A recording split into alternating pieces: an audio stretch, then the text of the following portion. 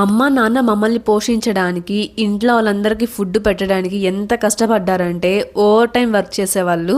నాన్న పొలం చేసుకుంటూ కార్కి డ్రైవర్గా వెళ్తూ ఉండేవాళ్ళు. అమ్మేమో ఇంట్లో పనులన్నీ చేసుకొని మిషన్ కుడుతూ ఉండేది. ఇద్దరు కలిసి ఇంత కష్టపడితేనే మా ఇంట్లో అమ్మ నాన్న అక్కలిద్దరు నానమ్మ తాతయ్య అండ్ నాకు ఫుడ్ ఉండేది. చాలా మంది అనేవాళ్ళంట మా నాన్నతో, ఎందుకురా ముగ్గురు ఆడపిల్లలు పుట్టారు కదా, వాళ్ళని ఎందుకు చదివిపిస్తున్నావు, ఎప్పుడో ఎవరికొకరికి ఇచ్చి కట్టబెట్టాల్సిందే కదా, వాళ్ళని చదివించడం ఎందుకు, వాళ్ళని పొలం పనులకు పంపించు, వాళ్ళ కట్నంకి వాళ్ళే సంపాదించుకుంటారు అని. మా నాన్న కూడా వాళ్ళ ముందు సరే అంటాడే కానీ మమ్మల్ని ఏ రోజు పనికి పంపించడం కానీ ఇంట్లో ఒక్క పని కూడా చేయనించేవాడు కాదు. ఎప్పుడు చదువు చదువు చదువు అంటానే ఉండేవాడు మా ముగ్గురిని. నా 10th క్లాస్లో నాకు ఫీజు ఎంతో తెలుసా? 10,000. అంత చిన్న స్కూల్లో చదువుకున్నా.